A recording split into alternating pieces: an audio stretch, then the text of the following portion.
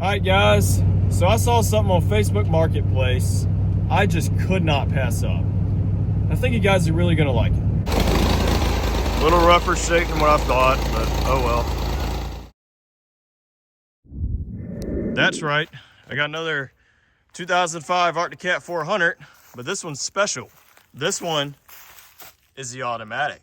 So the story on this foiler goes is that it's been sitting at a dealership for 2 years because another owner brought it in, wanted some work done, not fully sure what he wanted done, and he never came to pick it up. So they got rid of it, and the guy I bought it from, he got it from them.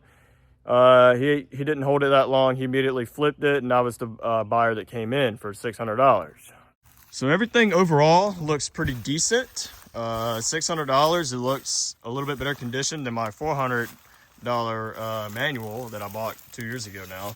The first thing I see is a pull cord. Don't know what the heck is going on with that. Completely out. The transmission feels like it's shifting fine and everything. Obviously, it looks like there's a pretty big oil leak right there. Not gonna lie, the first thing I noticed, I looked down here, the front diff is completely gone. And there's the drive shaft right there that it bolts into and the actuator. I asked him why that was. He did not have an answer. He wasn't really sure, but he gave me two new rear CV axles and a couple other parts. The winch is still in there with the cable actually, which all that looks completely original. Headlight mounts are broken or out of adjusted or something like that. Mine has the front brush guard, but this one does not. It also does not have the rear brush guard. He said that the engine was good and it was running 2 years ago. And he blocked off the intake port and all that stuff, and the spark plug was still in there. This right here isn't the intake, but it's for the CVT. There's only 2 lug nuts on each wheel. I think the wheel bearings might be all right. The CV axle on this side, the boot's ripped. I wonder what's in here. Huh, nothing. That right there is broken. The fuel tank, yeah, smells like there's some old gas in there. So somebody's butchered up the cables for the winch, the reverse override, everything. All that stuff feels good. I bet if we put some fluid in there and work it, it'll probably build up some pressure. LCD screen looks like it's in a lot better condition than mine. Mine was absolutely destroyed, so that's a pretty big plus. I got a new battery for it. I don't know what the heck this is all about. Yeah, I think somebody screwed with this wiring. But hopefully for the most part it's good, and I'm hoping that the electric start is going to work and I can at least spin this thing over. So all in all, it looks like it's going to be much easier to get going than my other 400, and I got the carburetor. I already started tearing the carburetor apart and cleaning it out.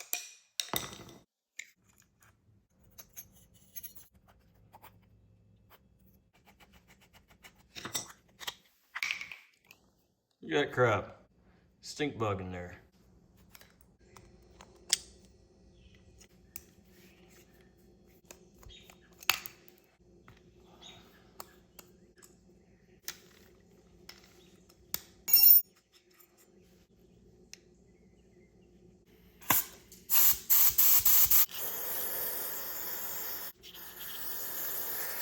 Took it to work and put it in the ultrasonic cleaner. So here's the seat right here. He also gave me the seat cover right here. The new rear CV axles, air box right here and everything. This right here, Arctic Cat foiler. That's very hard to read, but in here is the centrifugal clutch, or a centrifugal clutch right here. Asked them about it. I don't know what they did, or if this is just another clutch, or they went in there and took it out. I don't know. So, yeah, once we get this thing cranked up, I'm hoping it still has the centrifugal clutch in it. But first, let's get the off-road lawnmower and pull it up to the garage.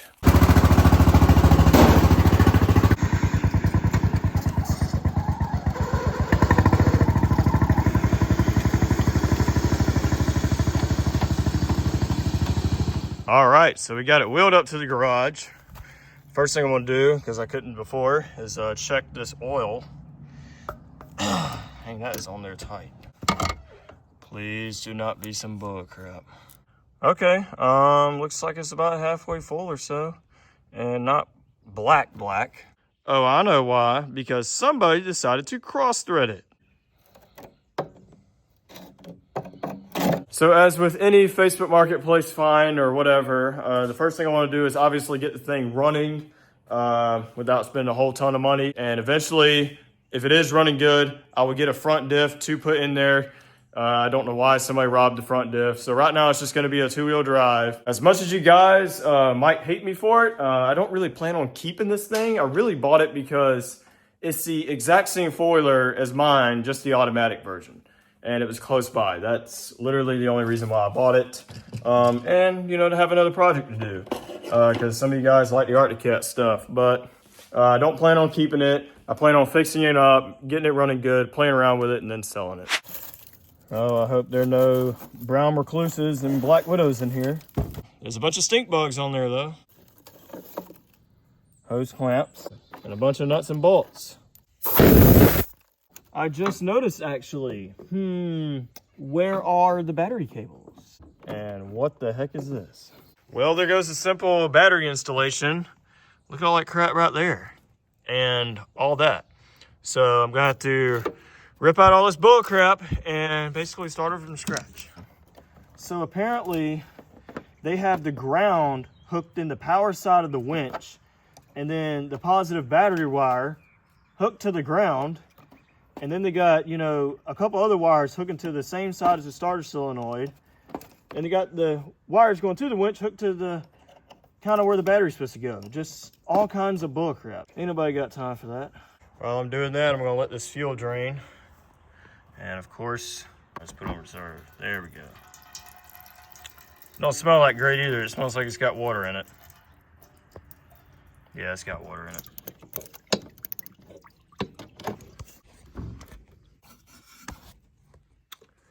Ooh, looks a little rusty in there.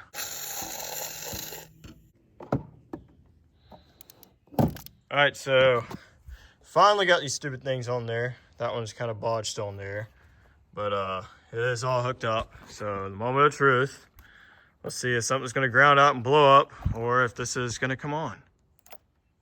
And nothing.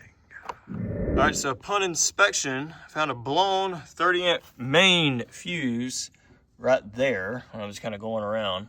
So I got this piece of wire that I'm just going to temporarily bypass it. See what that does.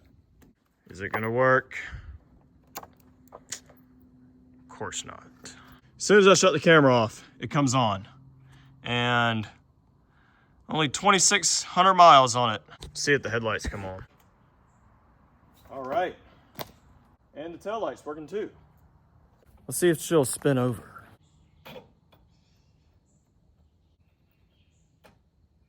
All right, so long story short, I got the mower right there because this new battery, for some reason, is dead. I kept getting 0.68 volts down there, and I was like, how is that even possible? Like, what the heck is going on? So I got that on there now. Of course, it's always nighttime, you know, when we get to do this stuff.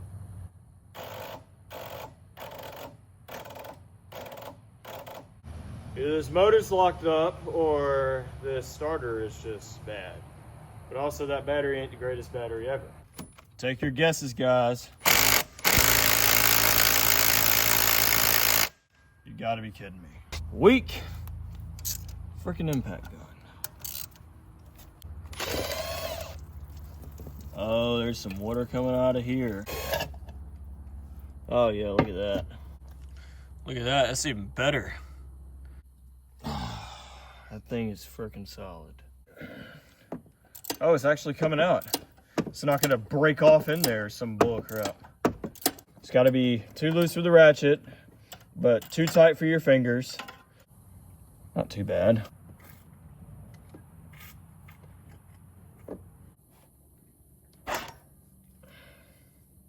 All right.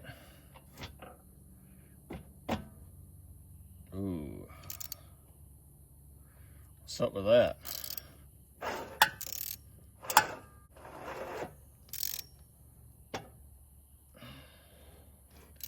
I don't want to bust the rings. After really thinking about it, there's probably so much rust and bull crap on top of the part of the cylinder and the valves and everything. The valves themselves are actually bad and really needs to be taken apart to clean those, but there's just so much rust in there, and if you keep honkering on it, you're gonna bust the rings or something like that. So I'm just gonna stop right here. But wait, I'm gonna do one last thing. I'm gonna take all this off and I'm gonna fill it up with transmission fluid. Let that transmission fluid sit in there for a couple of days and see if it breaks down that rust and the engine's gonna spin over. I still think we're probably gonna have to pull all this apart anyway, but I just wanna see if I can get this thing free first. Check out how much crap was in here, and all this is missing. It's just a cover, that's it. You can tell where the water line was.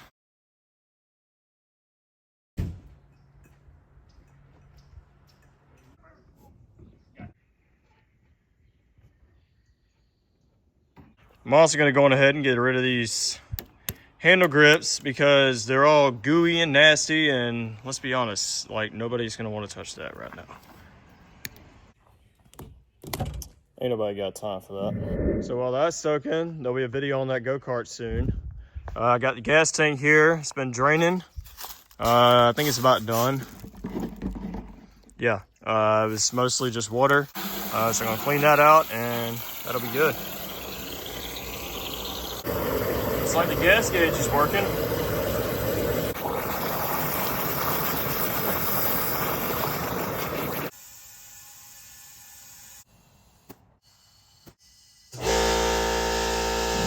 All right, so I pulled one of the valve covers off, and in there actually looks really, really good. So wasn't no burnt oil and got hot like the other one. Here's the other one on screen, and you can tell it got very hot. All right, so it's been soaking for a little over 48 hours now.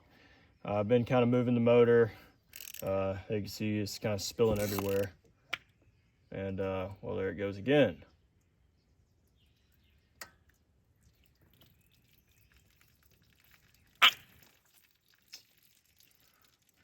Did not realize I put this much fluid in there.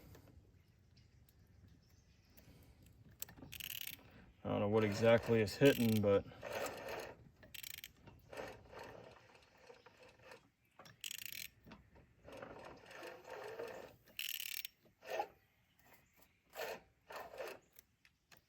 I think we got it.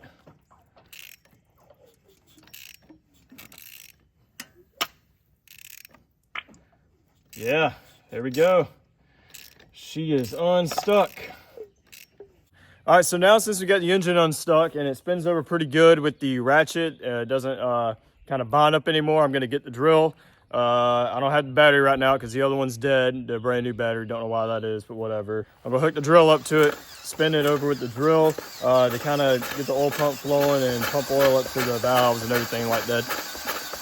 Did also spray the valves with PB Blaster. That's another thing also you want to check is that when you finally get the engine unstuck, pull the valve cover off and be sure your valves are moving fully and they're not stuck because you don't want to crank it up and wind up bending the valves. I also had to retap the intake holes because they're completely plugged up with dirt dauber nest and other kind of bull crap.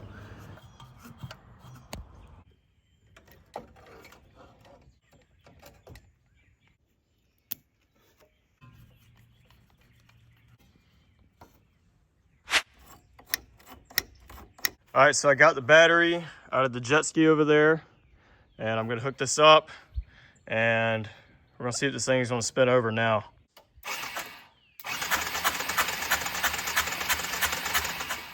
All right, well that starter solenoid definitely needs to be replaced. All right, so instead of putting the gas tank on and putting a bunch of fuel in it only for something to happen, I'm just gonna fill up the carburetor bowl. This thing is electric choke, which I personally don't like, but let's see what happens.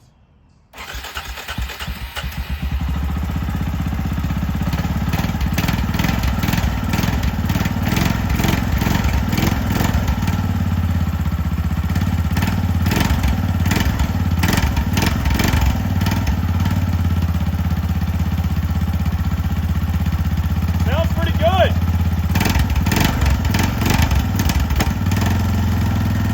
I'm just gonna let it run.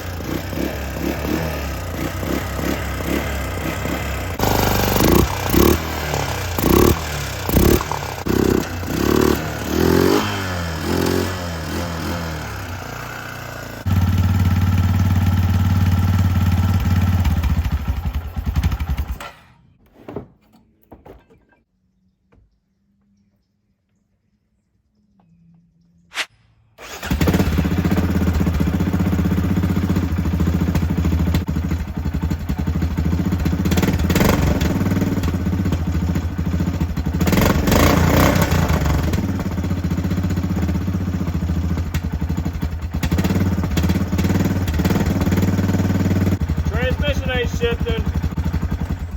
All right, so I'm gonna wrap it up for this video because if I don't, one thing's gonna lead to another and lead to another, and here we are in an hour-long video that I don't have storage for. So I'm gonna wrap it up right here. I don't know why the transmission ain't shifting. I don't know what the whole deal is with that centrifugal clutch being out of there or what, or if it's missing the whole clutch or the belt's broken. In the next video, we're gonna be tearing apart the CVT and figuring out what the heck is wrong and figuring out if I'm gonna be the unlucky person to have to pull this whole motor out to put the centrifugal clutch back in. Highly doubt that, hopefully not. So yeah, you just got to wait till then, but we did get it running. It's running a little bit better now since it's, you know, been running a little bit. And I figured out to kind of tune the idle jet on the carb and set the idle. I'll also be probably tightening it up, cosmetic stuff next video as well. So yeah, I hope you liked the video. If you did, you guys know what to do. Click all the buttons that YouTubers say to click. If you didn't like this video, click on thumbs down twice because 2 is better than 1. 3 more doesn't work. You guys know the drill on that if you've been watching the channel for a while, and you guys will see me in the next one.